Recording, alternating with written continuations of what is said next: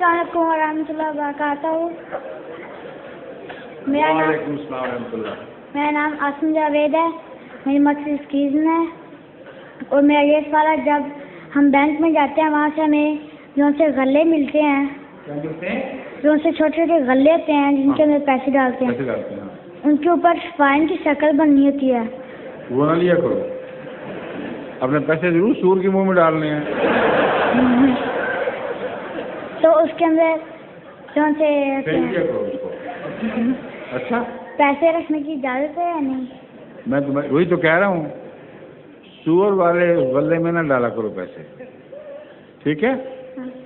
शुक्रिया।